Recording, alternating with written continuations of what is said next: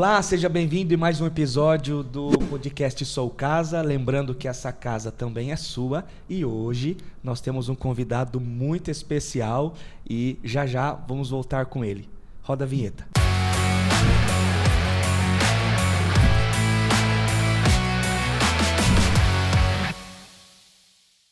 Muito bem, voltamos então hoje aqui na Igreja da Cidade, em São José dos Campos, com um convidado muito especial, um querido amigo, um pastorzão, Pastor Ian Lima. Seja bem-vindo, querido. Puxa, que honra poder participar desse podcast aqui, né? Bem-vindo você à nossa casa também, né? Amém, pastor, amém. Bom demais estar aqui, me sinto muito à vontade, né? Se eu não estou enganado pelas minhas contas, é a 21ª vez que eu venho aqui. Uau, de mais um monte que vem pela frente. Com ainda. certeza virá. Pastor, seja bem-vindo então ao nosso podcast Sou Casa, é uma honra tê-lo conosco. E já vamos aí puxar a primeira perguntinha, quem é o pastor Ian Lima? Rapaz, vamos lá, né? Vamos tentar definir quem sou eu. Bom, sou capixaba, nascido lá em Vitória, no Espírito Santo. Sou corintiano, graças a Deus. Sou casado com a doutora Juliana, uma médica maravilhosa, uma guerreira. Uau. Tenho 3 filhos, meninos, homens. Olha. O Davizão de 13 anos, o Rafinha de 11 e o Mateuzinho de 6 anos de idade. Bênção. Sou um apaixonado pela igreja local. Eu sou realmente assim muito apaixonado. Eu creio mesmo que a igreja é a solução do mundo. Sim. Fui criado num lar cristão, mas tive minha conversão genuína mesmo aos 18 anos. Não tinha o ministério na mente durante o início da minha juventude, mas fui despertado para o ministério através do pastor Carlito. E hoje eu olho para trás e eu não consigo nem me ver fora disso, né? Estou aí desde 2004 imerso no ministério. Uau. Imerso no ministério na igreja da cidade, né? Igreja da qual só saio quando der o último suspiro, aí promovido para a glória, né? É isso aí. Bom demais, pastor. E diante hoje, né? Sei que o senhor já passou por vários ministérios, várias frentes, né? Hoje, como gestor executivo da Rede Inspire, tanto Brasil como fora, né? Da Rede Inspire num todo. Isso. E assim, fala um pouquinho, se é possível, esse processo de quando o senhor chegou na igreja, começou a pastorear. Eu lembro que o senhor já foi pastor de missões, que eu lembro que eu cheguei aqui na igreja da cidade, né? Quando eu comecei a conhecer a igreja, o senhor era pastor de missões. Eu acho que de ministérios na época. Ministérios, né? Ministérios, isso. E também pastor da comunicação geral da igreja, né? Que eu fiquei sabendo que é a sua paixão. Eu gosto mesmo. E como é que foi? Passei a gostar, né? Entendi. E esse processo, hoje, como eu falei, como gestor da Rede Inspire, mas esse processo dos ministérios, né? Você ali avançando, servindo a igreja local. Legal. Enfim, como que foi esse processo para hoje o senhor ajudar tantas igrejas, tantos pastores? Conta um pouquinho para nós. Vamos lá. Eu antes de vir... vamos chamar de tempo integral. Eu não gosto muito desse termo, mas vamos deixar assim por enquanto. Sim. Eu sou um cara formado em ciência da computação, que tinha aberto 2 empresas, uma de telecomunicações e uma construtora. E estava crescendo nesses 2 mercados. Telecomunicações, aí sim, minha área, construção civil foi mais uma questão de oportunidade. Sim. Quando eu recebo meu chamado para o ministério, eu ainda tento conciliar as coisas por um tempo, mas chega uma hora que era inviável e o meu coração não tinha mais nada a ver com as empresas. Eu saio então e venho totalmente para o ministério, com o ministério de adolescentes na época. Olha. Então eu fiquei 9 anos pastoreando adolescentes e foi uma experiência fantástica. Ali talvez tenha sido minha grande escola de liderança, né? Esse tempo pastoreando adolescentes, já debaixo da liderança do pastor Carlito. Então, sendo mentoreado por ele e recebendo essa pós-graduação no dia a dia, né? Cuidando dos adolescentes ali, que é uma galera que, se você consegue falar para adolescentes, provavelmente você vai conseguir falar para qualquer faixa etária. É verdade. Né? Para criança e para adolescente são 2 grandes desafios. Então, ali foi uma escola bem interessante. Olha. Lidar com gente, aí gestão de pessoas, gestão de projetos, tudo isso já acontecendo ali na dinâmica dos adolescentes. Ali também eu aprendi um valor. é que isso eu tenho carregado até hoje, que eu tenho que me apegar a duas coisas. Eu me apego a duas coisas, que é a minha igreja local e aos meus pastores líderes aí. Sim. Então hoje, e já trazendo isso daquela época para hoje, onde a igreja e o meu pastor entender que é a minha melhor contribuição para a igreja, ele tem o meu sim de antemão. Porque eu não consigo conceber a ideia da igreja ter uma necessidade, o pastor líder olhar para mim, enxergar em mim a solução para aquela necessidade e eu dizer um não para ele, eu falar, vou pensar. Para mim não cabe, não faz sentido. Então, até por essa postura também e pelo estilo nosso como igreja, eu fui transicionando em várias áreas. Legal. Então, eu saí do Ministério de Adolescentes para ir para o Ministério de Juventude, fiquei 1 ano com os universitários, depois eu assumi a base de ministérios. Nesse tempo, entre Ministério de Adolescentes e base de ministérios, enquanto eu estava nos jovens, eu também estava na parte administrativa e de obras da igreja. Né? Então, participei aqui da conquista da colina, construção do batistério, de um centro social que a gente tem num bairro mais carente aqui de São José. Então, tive o privilégio de, nesse tempo, também fazer parte dessa parte de construção. Né? Aí, depois, base de ministérios. Da base de ministérios, eu vou pastorear uma igreja nossa na cidade aqui do lado, Jacareí. Sim. Fico lá 2 anos também. Foi um tempo espetacular de agora ter uma outra experiência, né, de pastorear uma igreja local. É lógico que pastorear uma igreja da cidade é diferente de pastorear uma igreja independente. Sim. Né? Nós somos uma igreja em muitos lugares, Sim. então é uma dinâmica diferenciada e tal, mas foi uma experiência muito rica, foi fantástico também pastorear ali em Jacareí. Eu volto para cá assumindo a base de discipulado, numa reformulação que a gente fez no nosso time de liderança, e também cuidando da capelania do Colégio Inspire. Nossa. Fico ali por um tempo com os dois, eu saio do discipulado para assumir a comunicação, e aí foi muito interessante, né? Por isso que eu falei para você que eu passei a gostar. Eu, como sou da área de ciência da computação, é algo muito lógico, muito racional. Sim. Quando eu começo a olhar para a comunicação, eu falo, puxa, isso é muito aberto, é muito disruptivo, não é muito a minha cara esse negócio. Mas eu começo a estudar sobre isso. E eu lembro que quando eu recebo esse chamado para ir para a comunicação, eu tinha falado com o pastor Carito sobre isso, falou, olha, eu estou me interessando por essa área, queria estudar mais sobre isso. E ele falou, ok, então você vai estudar, mas você assume a área. E aí, para mim, foi uma experiência fantástica, que ali virou uma chavinha. Hoje eu sou apaixonado por comunicação. O que eu mais gosto na comunicação é essa parte de proporcionar grandes experiências para as pessoas. Sim.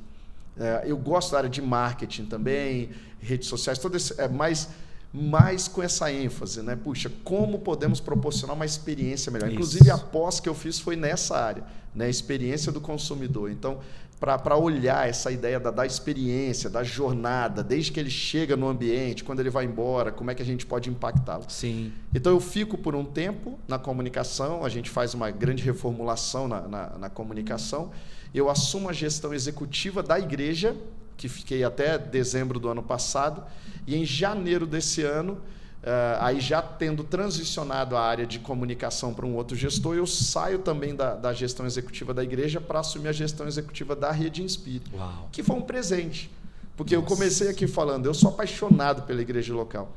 Então, hoje, eu tenho tido essa oportunidade de servir não só a minha igreja, como a várias outras igrejas. Somos mais de 1.500 igrejas hoje na rede. E tem sido uma experiência linda, né?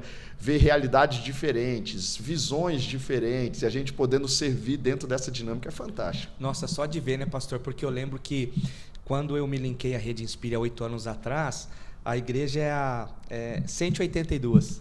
O número da igreja, cresceu 182. Agora está 1.500. 1.500 igrejas. Uau! Então, é interessante ouvir tudo isso, as frentes que o senhor já trabalhou. E assim, é legal porque o paizão fala assim, né? Não se apegue ao cargo nem ao lugar. Isso. Então, você vê esse movimento dinâmico, né? E esse desejo mesmo de alcançar pessoas, de você ser um canal. Porque toda vez que eu venho aqui, o pastor de tal ministério. Não, já mudou, é outro pastor, é outra... Então isso é rico, né? E importante, né, pastor? Com Vocês certeza. trabalham demais, hein? Rapaz do Um céu. pouquinho. E nos dias de hoje, assim, vamos falar um pouquinho Rede Inspire, vamos trazer um pouquinho realidade da igreja local, né?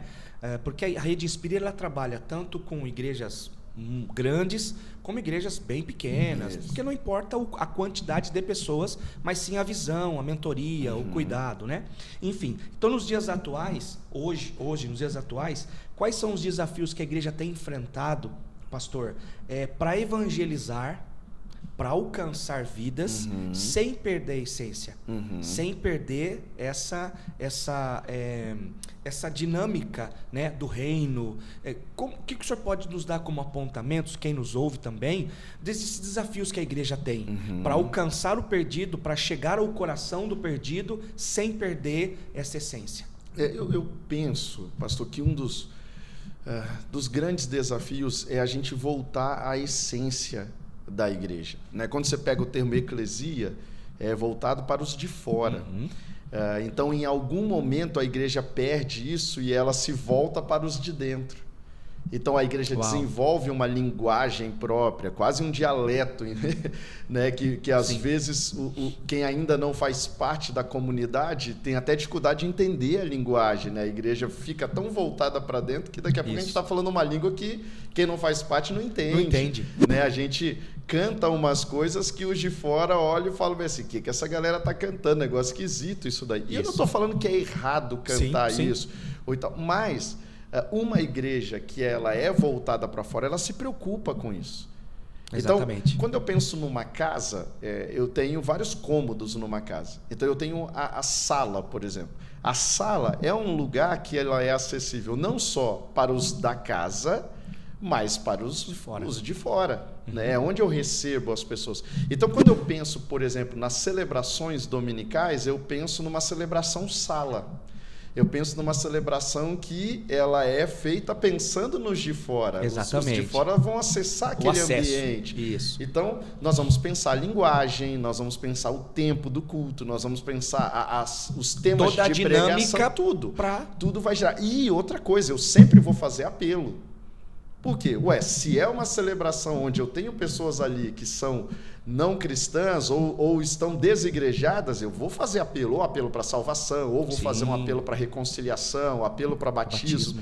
Né? Então, a gente sempre termina com isso. Mas, o ponto central para mim, visão. Porque nós agimos nessa perspectiva a partir de uma visão. Sim. Né? Por exemplo, a nossa visão é ganhar todas as pessoas para Jesus. Então, nós agimos a partir disso. Nós estamos o tempo todo trabalhando, pensando na melhor maneira. Então, nós vamos pensar em eventos pontes, que não são necessariamente eventos evangelísticos, mas são eventos para quebrar a resistência das pessoas em relação à igreja. Sim. Porque a pessoa tem uma visão, ela viu algo na televisão, ela ouviu falar, ela leu uma notícia. Então, a maioria das pessoas tem uma visão distorcida em relação à igreja. Sim. E eu tenho reparado o seguinte, pastor, as pessoas não têm dificuldade com Deus, as pessoas têm dificuldade com a igreja. Exatamente. Então, se a gente consegue quebrar essa resistência em relação à igreja, facilita muito. Sim. Então, nós promovemos eventos para poder quebrar a resistência mesmo. Então, de repente, uma festa. A gente fez por vários anos festa na roça, a gente faz o Alto de Páscoa, evento de Natal. São eventos pontos para alcançar, né? E para trazer resistência, para as pessoas virem ao ambiente. Poxa, da a igreja não é quadrada, a igreja me entende, a igreja... E a frase que a gente ouve com uma certa constância, puxa, eu quero voltar aqui num domingo para conhecer essa igreja, como é que são os cultos dela. Sim. Né? Então, você desperta um interesse e no domingo você entrega esse culto onde as pessoas falam, uau, eu quero fazer parte disso. Então, esse é um ambiente sala. Mas, aí temos os outros ambientes. Porque se é uma igreja que só pensa nos de fora, ela também não só não engaja os de dentro, né? Eles não se tornam ali membros da família, mas também não crescem. Exatamente. Então, a gente precisa pensar nos outros ambientes. Quarto, né? Que é um ambiente já mais íntimo, é um ambiente da família. Então, eu posso ter uma celebração quarto na igreja. Por exemplo, aqui, se você vier na sexta-feira, às 10h30 da noite, a gente tem a vigília acontecendo. A vigília não é uma programação para os não crentes, já é para os de então, dentro. é uma outra pegada, são outras escolhas de música, o tempo de culto é diferente, o estilo de pregação é outro. Exatamente. Então, a gente precisa pensar mais com a cabeça dos de fora. Que é uma outra dificuldade que eu tenho visto na igreja. Nós, cristãos, já há muito tempo, fora da dinâmica dos descrentes, tentando pensar coisas para eles. A gente deveria pensar mais com eles. Exatamente. Então, pastor. interagir mais, conversar mais, entender, puxa, como eu posso atender uma necessidade dessa pessoa? Mas tem muito, pastor, também nessa linha que o senhor está falando, que foi assim, interessante.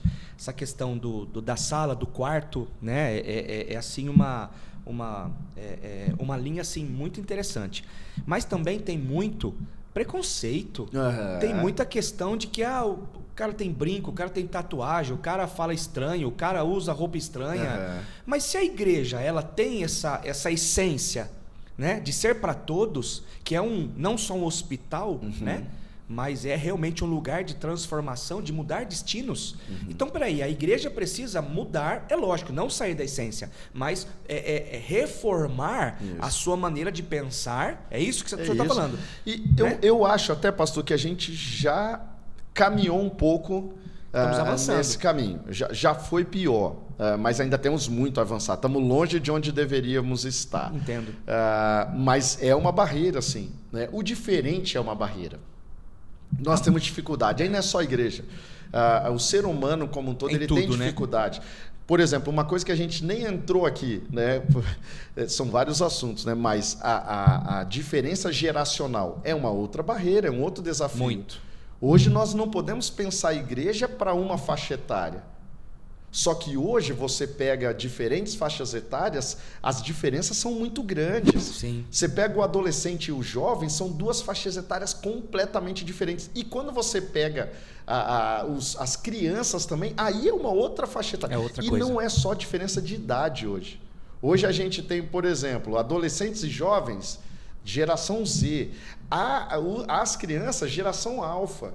Já são costumes diferentes, é um outro padrão. Sim. Né, que é diferente. Por exemplo, você pega anos atrás, gerações anteriores, você pegava adolescentes, jovens e crianças, apesar de terem idades diferentes, todas tinham o mesmo padrão geracional, porque demorava-se mais tempo para ter uma mudança de geração. Sim. O que não é uma realidade hoje.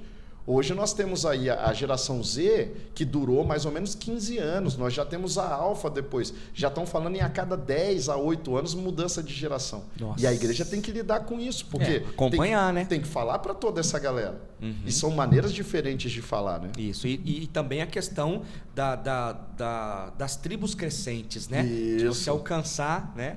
Mas é um desafio, né, pastor? Muito grande. Um e você percebe o demais. quê? A sociedade, em especial o pessoal, questão de comércio, de serviços e tal, as empresas, Sim. eles já entenderam isso daí.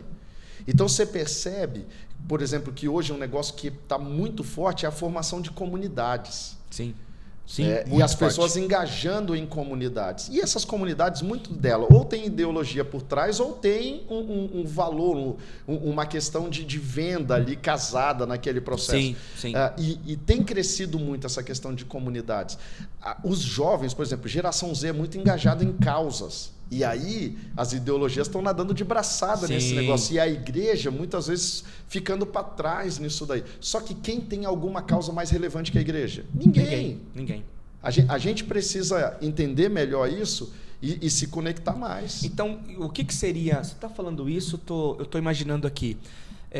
Para romper com isso, até, que eu falei, para não perder essa essência, mas para nós alcançarmos todos esses desafios... algumas barreiras. Por exemplo, eu vejo, pastor, posso estar enganado, mas eu acho que é uma dos pilares assim muito forte, que até a igreja precisa combater na graça de Deus, no amor de Deus, mas assim, é a questão da religiosidade. Porque assim, uma pessoa que acha que a igreja é para ele, tem o lugar dele, tem os louvores preferidos dele, tem, né, as pessoas que só as pessoas que ele conversa na igreja. Aí quando chega uma pessoa nova que vai ser abordada, que vai ser, né, eu estou dizendo local, né, igreja local, uma necessidade. E essa religiosidade, né, que dá um fininho, um risco ali para orfandade, não aceita, né, e acha que a igreja é para ele. Fala um pouquinho sobre isso, porque é desafiador, né? Porque você tem uma igreja que é para todos, né? Mas você tem que ter uma linguagem que alcance o crente, o não crente, aquela pessoa que está simpatizante com a igreja, que está chegando, mas tem os filhos mais velhos que às vezes nem aceitam os mais novos, né? A gente tem algumas frases aqui que ajudam a gente a manter o foco quanto a isso daí. Por exemplo, a gente repete para o nosso pessoal: Jesus te chama para vir como você está, mas ele não te deixa permanecer como você está. Uau, sim. Então, a igreja precisa estar preparada para isso, porque as pessoas elas vão vir do jeito que elas estão machucadas, elas estão feridas, elas estão enfermas, e elas chegam dessa forma. Eu acho que às vezes a gente tem um pouco de insanidade na nossa maneira de pensar a igreja, porque a gente acha que as pessoas vão vir já tudo direitinho. Prontas, né? Não vem. Nós não chegamos assim, né? Então, as pessoas vêm como elas estão, mas a partir de um encontro com Jesus, elas vão entrar num processo de transformação. Eu lembro uma vez eu conversando com um rapaz, ele falou: pastor, eu quero esse Jesus, mas eu preciso botar umas coisas em ordem antes. Eu falei com ele: não, filho, não é assim que funciona, não. Aceita primeiro. Você vem para Jesus e ele que põe suas coisas em ordem. Então, a igreja precisa lembrar disso. Parece que às vezes a gente é um pouco acomodado e não quer ter o trabalho de lidar com essas questões, mas não tem jeito, a gente vai ter que lidar. Sim. Então, a gente precisa relembrar isso daí. Tem uma outra frase que a gente tem falado bastante. A igreja já falou muito sobre o que ela é contra, tá? Na hora da igreja falar mais a respeito do que ela é a favor. Uau. Então, e isso tem muito a ver com religiosidade. Muito. Então a gente desconstrói muitas coisas, mas a igreja precisa, mais do que desconstruir, construir. Né? Então, eu, em vez de ficar somente combatendo valores ruins, eu vou promover bons valores. Família, honra, fidelidade. Isso. Né? Comprometimento. Isso, né? Então a gente promove isso daí. Trabalha isso. Então, na juventude, a juventude tem sido bombardeada com tanta coisa ruim. Vamos promover valor de família.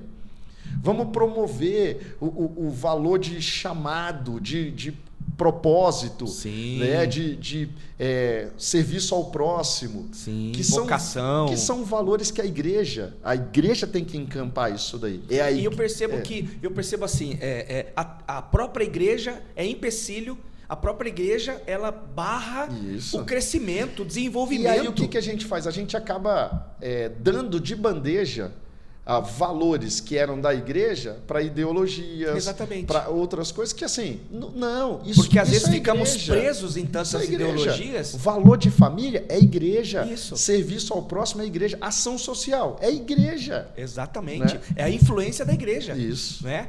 Uau, está rendendo demais, né? Bom, então, pegando esse ganchinho aí, de forma prática, tá? Quais são os passos ou alguns apontamentos que o senhor pode nos dar para essa transição de uma igreja que está acostumada com a sua liturgia, com a sua linguagem, mensagem, para alcançar e para não só alcançar, que é quase a mesma coisa, mas para receber num ambiente da igreja local os não crentes? Quais são passos práticos, né, ali do start, para começar a transicionar isso de uma igreja com a sua liturgia para crente, para abrir espaço para o não crente?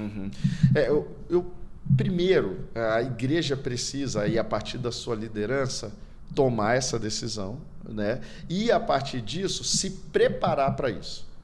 Por exemplo, você vai receber alguém na sua casa. Ok, a sala ela já existe, já está ali, mas você vai arrumar a sala, você vai preparar a sala, você vai pensar... Saber o que vai cozinhar, o que vai servir. O que eu vou proporcionar para as pessoas nessa noite, nesse dia, seja o que for. Você organiza para aquilo, né? Você vai deixar o endereço acessível para as pessoas que vão vir, você vai talvez deixar comunicado já na portaria que essas pessoas vão chegar, você já vai pensar onde elas vão estacionar, né? Tem lugar ali para estacionar. Se tem alguma dica que precisa dar, você já vai dar para essas pessoas que você está convidando. Então, quando a gente pensa em igreja, isso daí também precisa acontecer. Sim. Então, ok, eles vão vir, eles não conhecem a igreja, né? Então, puxa, como é que eu torno isso acessível? Eles precisam o endereço, onde eles vão estacionar, eu vou colocar pessoas ali para recebê-los, com a mentalidade, né, trabalhando essa cabeça assim, puxa, vou lidar com pessoas que nunca vieram. Então eu não estou lidando com quem vem constantemente, estou lidando com quem nunca veio. Então ele não sabe direitinho, então eu facilito as coisas. Por quê? O culto começa lá no estacionamento. Então eu preparo o time de estacionamento para receber, já separo talvez algumas vagas para isso. Aqui mesmo na igreja da cidade a gente tem um ministério de primeira vez. E aí quando ele chega tem uma placa, lá na estradinha ainda de acesso, já tem uma placa dizendo, está vindo pela primeira vez? Liga o seu pisca-alerta. Então a gente já sabe, opa, esse carro aí está vindo pela primeira vez. A gente já direciona esse carro para dar toda a atenção para devida, encontrar com o time de primeira vez que está ali esperando por ele. Ele vai ter um estacionamento facilitado, o pessoal vai acompanhar ele até a celebração. Então é pensar a igreja ou aquele movimento para essas pessoas. Facilitar as coisas. Então, eu tá com criança, eu já vou falar, olha, tem ministério infantil, posso te levar até lá. E aí a gente já conduz, leva a pessoa para o auditório, já ajuda ela a encontrar um lugar. O culto pensado sobre isso. Né? A gente, por exemplo, a gente não usa o termo visitante. Por quê? Quando eu designo alguém como visitante, eu estou dizendo para ele que ele está num lugar que não é dele. Olha, então a gente, na verdade, fala, você que está vindo pela primeira vez. Porque quando eu digo você que está vindo pela primeira vez, já está implícito que eu espero que ele venha outras vezes. Não é uma única vez, é a primeira de muitas. Então a gente já fala isso na recepção do culto ali, na abertura. Seja muito bem-vindo. Outra coisa, a gente evita, por exemplo, expor essa pessoa. Ele está ressabiado, ele está ali chegando, ele não conhece direito. Então, a gente não pede para ele se levantar, se identificar, nada disso. Mas o que a gente faz? Até para dar um sinal para a igreja também. Quem vem pela primeira vez recebe uma sacolinha que a gente fez um kit para ele do ministério de primeira vez. Ele recebe um presente ali. Só que a igreja já sabe que aquela sacolinha daquela cor é de alguém que está vindo pela primeira vez. Legal. Então, a igreja tem sido já treinada para isso também, receber melhor, perguntar, né? Tá sentado perto de alguém, e aí, tranquilo, precisa de alguma coisa, você tá à vontade. Já dá aquela atenção, é uma identificação. Por que eu estou dando esses exemplos, pastor? Para dizer o seguinte, precisamos preparar a igreja para receber, porque não basta convidar. A celebração tem que dizer sim para as pessoas. Exatamente. Né? Ele tem que chegar ali no ambiente e falar, puxa, isso foi preparado para mim. Uau. Né? Isso foi preparado para me receber. Sim. E aí ele quer voltar. Não necessariamente ele vai tomar uma decisão na primeira vez que ele for, nem na segunda, talvez nem na terceira. Mas quanto mais vezes ele vier, maior a possibilidade dele aceitar Jesus. É verdade. Então a gente precisa fazer de tudo para que ele continue voltando, se sentindo à vontade, para que em algum momento ele tome uma decisão por Jesus. É uma mudança de mentalidade. É total, né? E faz toda a diferença, isso, né? Isso. Nossa, já deu vários. Então hoje, pegando um gancho sobre isso aí também, quais seriam as estratégias, tá? Diante de uma crescente da igreja, né? As estratégias para que a igreja ela possa se expandir, né? Só que assim, de forma saudável. Sim. Né? Quais seriam, o que o senhor pode nos falar sobre melhores estratégias para a expansão da igreja local hoje, né? Visando também essa pessoa que precisa encontrar com Cristo, precisa receber Jesus, precisa entrar na família. Tá. Bom, o assunto agora é amplo, mas vamos lá, vou convergir um pouquinho. Tá? Tem as estratégias de promover eventos pontes, né, para atrair pessoas. Não necessariamente são eventos evangelísticos. Nós até fazemos apelo e queremos que as pessoas se convertam, mas como eu falei, não necessariamente as pessoas se convertem numa primeira vez. Sim. Então, esses eventos são eventos mais para quebrar o gelo das pessoas em relação à igreja. Tá. Tá, então essa é uma estratégia. Uma outra coisa é você trabalhar bem os contatos que você vai adquirindo no processo. Então, por exemplo, num evento ponte, você pode ter uma inscrição gratuita, mas você faz uma inscrição gratuita. Então você tem ali o WhatsApp, você tem um e-mail e você pode ser assertivo com essa comunicação. Legal. Imagina a pessoa acabar de sair de um evento ponte, ela recebe uma mensagem: puxa, ficamos tão felizes de te receber. Somos gratos a Deus pela sua vida, estamos orando por você. Se quiser nos visitar, tá aqui os nossos horários de culto. Vai ser uma honra receber você aqui. Então aquilo vai impactar a pessoa. Muito, muito. Né? Uma outra coisa é você trabalhar bem a consolidação das decisões. Que aí já é um outro momento. E essa mensagem que eu falei é uma mensagem para alguém que veio na celebração, Sim. veio num evento. Mas agora eu estou falando da pessoa que tomou uma decisão. Ela aceitou Jesus, ou ela se reconciliou com Jesus, tomou a decisão pelo batismo. Precisa ter uma jornada definida. Sim. Então, ela vai ser atendida numa sala, essa sala vai ter uma preparação, nós vamos ter um café ali, umas bolachas, alguma coisa para ela se sentir acolhida, ela vai ganhar um presente ali, ela vai receber uma oração e ela vai receber uma orientação sobre o próximo passo dela. Uhum. Então, olha, somos felizes pela sua decisão e nós queremos muito te ajudar nessa caminhada. Um próximo passo que a gente sugere para você é um encontro que nós fazemos com novos decididos. Acontece uma vez por mês, é um café da manhã. Ou, até melhor, um próximo passo é entrar numa célula. Porque ali você vai ser conectado com outras pessoas, num grupo menor. Sim. Aliás, pastor, o quanto antes uma pessoa é conectada num pequeno grupo, numa célula, maior a possibilidade dela ficar na igreja. O que a gente vê algumas igrejas por aí, e acho que quase todas lidam com esse desafio, uma porta muito grande de entrada, mas também muito grande de saída. A gente precisa continuar com essa porta grande de entrada, mas fechar a porta de saída. Uhum. A célula ela ajuda muito nisso, porque aí Sim. a pessoa se conecta. As pessoas elas querem conexão. As pessoas elas querem se sentir pertencendo a algo. Elas não querem ser frequentadores, elas querem pertencer. Exatamente. A célula traz esse senso de pertencimento. Então, as células vão ajudar muito nisso. E uma coisa que é fundamental também é o discipulado. Não entendendo o discipulado só como cursos, porque tem alguns lugares que fazem sinônimo. Discipulado é sinônimo de curso. Não. Senta aí que eu vou te ensinar como curso fazer. Curso é uma das coisas. Mas o discipulado tem o aspecto relacional. Claro. Eu cresço na minha relação com outras pessoas. Tem um aspecto pessoal. Eu aprendo a fazer meu devocional, eu desenvolvo hábitos espirituais, eu aprendo a fazer um jejum, eu aprendo a ler a Bíblia, estudar a Bíblia por conta própria. Então, tudo isso vai ajudando as pessoas a crescer e fortalecendo a igreja. Isso aí é fantástico, pastor. São chaves extraordinárias, né? Bom, estamos indo para o finalzinho.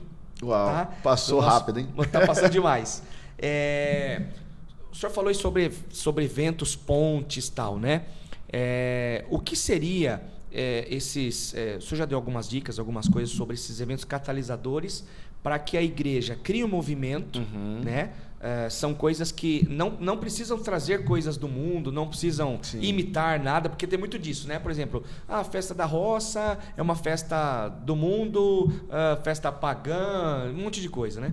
Enfim, a gente ouve um monte de coisa, mas na verdade a essência desses eventos, vamos falar assim da questão do propósito deles. É justamente quebrar a barreira, né, dos de fora para dentro. Isso. Né? E ali, o senhor falou muito bem falado, muito bem posto, né? E hoje quais são os eventos, ou uns eventos, o senhor já falou da Festa da Roça, quais são os outros eventos que podem catalisar e aproximar essas pessoas de fora para dentro, né? Para que nós possamos ser assertivos e alcançar esses corações aí. Boa. Talvez o maior expoente que a gente tem hoje aqui de um evento catalisador, de um evento ponte, é o Alto de Páscoa. A última edição a gente teve aí 45 mil pessoas assistindo presencialmente. É lindo. É lindo. Sensacional. Agora, tem um princípio por trás. uma estratégia por trás. Nós aqui em São José dos Campos, nós estamos numa região muito católica. Então o catolicismo é muito forte, que nós estamos perto de grandes expoentes da Igreja Católica. Sim. Nós estamos perto de Aparecida, nós estamos perto da Canção Nova, né? A Renovação Carismática também está próximo aqui na região. Então é uma região muito impactada com isso.